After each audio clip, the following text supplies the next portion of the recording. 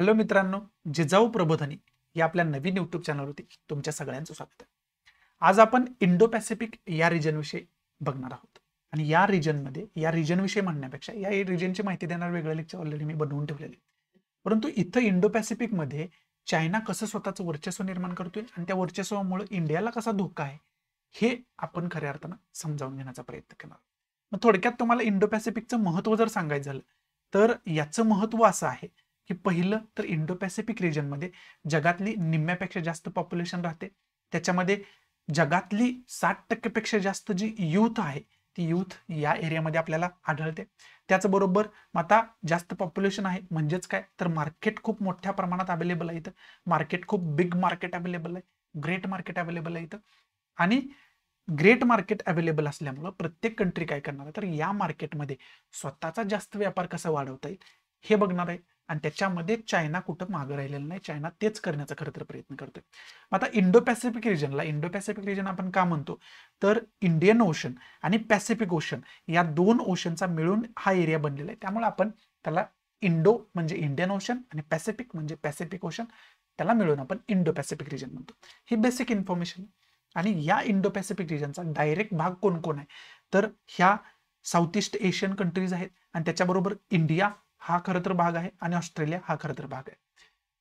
आणि तसा विचार केला तर आफ्रिकन कॉन्टिनेंट जो आहे त्याच्या किनारपट्टीवरच्या ह्या ईस्ट किनारपट्टीवरच्या ज्या कंट्रीज आहेत त्या सुद्धा याचा भाग मानला जातो. परंतु याच्यामधल्या जरा इतर कंट्रींपेक्षा विकसित देश जे आहेत ते कोणते आहेत तर इंडिया आहे आणि ऑस्ट्रेलिया आहे. त्यामुळे यांना एक वेगळं महत्व आहे इंडो पॅसिफिकच्या दृष्टीतून. त्यामुळे इतर ज्या कंट्रीज आहेत त्यात कुणासोबत चांगले संबंध डेव्हलप करण्याचा प्रयत्न करणार इंडियासोबत आणि ऑस्ट्रेलियासोबत. आणि त्याचबरोबर ज्या काही साऊथ ईस्ट एशियन कंट्रीज आहेत त्यांच्यासोबत सुद्धा डेव्हलप करण्याचा प्रयत्न करणार. आणि या साऊथ ईस्ट एशियन कंट्रीज आहेत त्यांच्यामधूनच एक खरं तर ऑर्गनायझेशन न्यूजमध्ये येते, ग्रुप न्यूजमध्ये येतो. तो कोणता आहे तर एशियान ग्रुप आहे.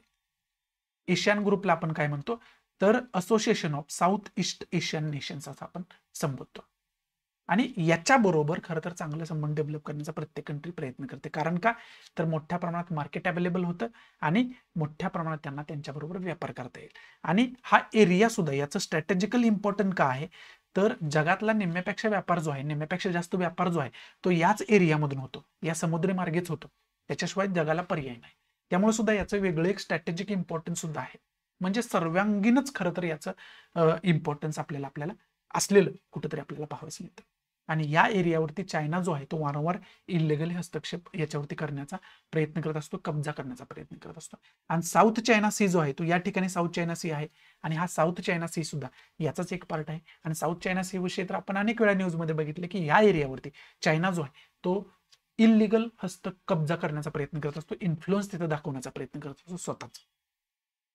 मग त्याच्यामध्ये विशेष करून आपल्याला हे समजावून घेणं अत्यंत गरजेचं आहे की चायना जो इन्फ्लुअन्स निर्माण करतोय तो इंडियाला कशा पद्धतीने धोका आहे तर ऑब्वियस आहे. पहिलाच पॉईंट तयार काय होतोय तर इंडिया सुद्धा या इंडो पॅसिफिक रिजनचा खरं तर भाग आहे. मग या इंडो पॅसिफिक रिजन मध्येच इंडियाला जर व्यापार करणं मुश्किल झालं, चायना जर तिथं काउंटर इंडियाला करायला लागलं तर व्यापार करणं मुश्किल झालं तर अर्थव्यवस्था डायरेक्टली धोक्यात येऊ शकते आणि दैनंदिन जीवन सुद्धा आपलं त्याच्यामुळे विस्कळीत होऊ शकतं, धोक्यात येऊ शकतं.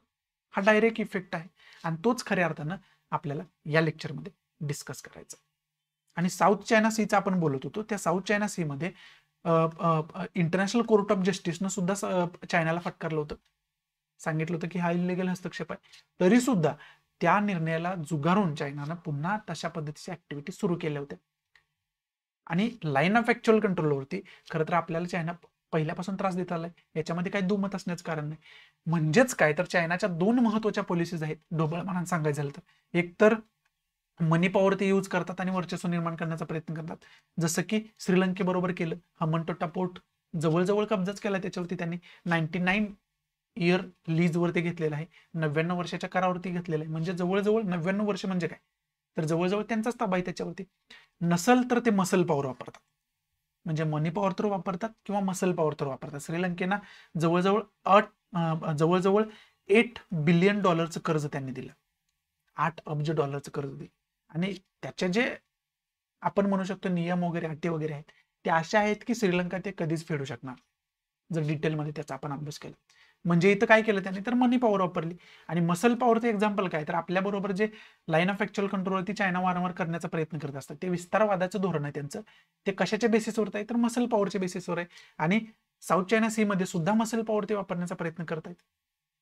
आणि जर साऊथच्या इंडो पॅसिफिक रिजनमध्ये एक वेगळा ट्रॅप त्यांनी डेव्हलप केला तर तो ट्रॅप इंडियाला कुठेतरी उद्या व्यापारासाठी घातक ठरू शकतोय आणि बाकी कारणासाठी सुद्धा घातक ठरू शकतो.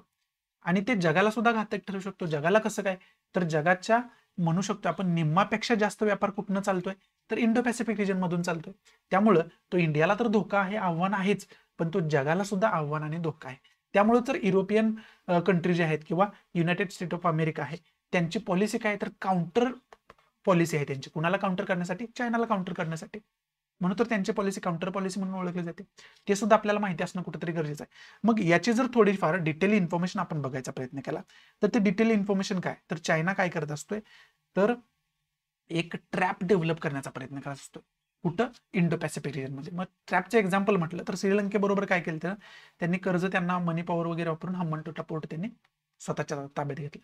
म्हणजेच काय तर तिथं समुद्रात व्यापार तुम्हाला करायचा असेल तर पहिलं तुमचं स्वतःचं काय पाहिजे तर बंदर असायला पाहिजे. मग तेच ते प्रयत्न करतायत. मग ऑब्विस आहे इमिजिएट नेबर आपला श्रीलंका आहे आणि तिथं चायनाचं वर्चस्व असणं हे कुठंतरी धोक्याचं आहे आपल्याला विशेष करून.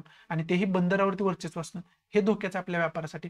त्याचबरोबर आपल्या इतर नेबर कंट्रीज आहेत त्याच्यामध्ये मग म्यानमार इथं दिलेलं आहे, श्रीलंका आहे, बांगलादेश आहे, थायलंड आहे. अशा ज्या कंट्री आहेत यांना वेगवेगळे वेपन्स पुरवणं, यांना वेगवेगळी मिलिटरी सहकार्य देणं हे सुद्धा कुठेतरी ट्रॅप डेव्हलप करण्याचं खरं तर धोरण आहे श्रीलंकेचं चायनाचं. हे आपण या ठिकाणी समजू शकतो. ते येणाऱ्या काळामध्ये जगाला पण धोक्याच ठरू शकतं आणि इंडियाला पण धोक्याच ठरू शकतं. त्याचबरोबर जर ग्रुप्स विषय आता एशियन विषय तुम्हाला सांगितलं तर एशियनमधल्या ज्या बऱ्याच कंट्री आहेत ज्याची नावं पण तुम्हाला बऱ्यापैकी मी तुम्हाला सांगितले त्या बऱ्याच कंट्रीवरती यांचं इन्फ्लुअन्स जास्त आहे आणि तिथं स्वतःच्या कॉलनीज डेव्हलप करण्याचं काम जे आहे ते चायना वारंवार करत असतो.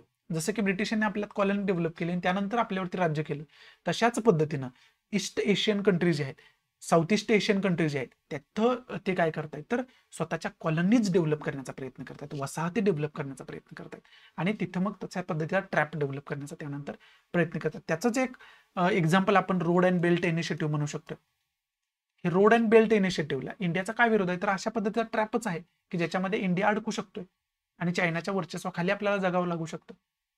आर्थिक वर्चस्व आपण म्हणू शकतो, व्यापारिक जे वर्चस्व आहे ते आपण म्हणू शकतो. ते खरं तर एक्झाम्पल देऊन तुम्हाला इथं सांगण्याचा खरं तर प्रयत्न केलाय. म्हणजे एशियन कंट्रीज जे आहेत त्याच्यावरती खरं तर बऱ्यापैकी कंट्रीवरती वर्चस्व इन्फ्लुअन्स स्वतःचा डेव्हलप करण्याचं कार्य चायना आतापर्यंत करत आलेलं आहे आणि इथून पुढे करत राहील. त्याचबरोबर काही ग्रुप आहेत असे की त्याच्या चायना सुद्धा मेंबर आहे आणि इंडिया सुद्धा मेंबर आहे. मग त्याच्यामध्ये ब्रिक्स आहे, शांघाय कॉपरेशन ऑर्गनायझेशन आहेत आणि इतर काही सुद्धा ग्रुप आहेत. मग याच्यामध्ये जरी दोघं कंट्री मेंबर असले तरी इन्फ्लुअन्स कोणाचे जास्त आहे तर चायनाचे जास्त आहे.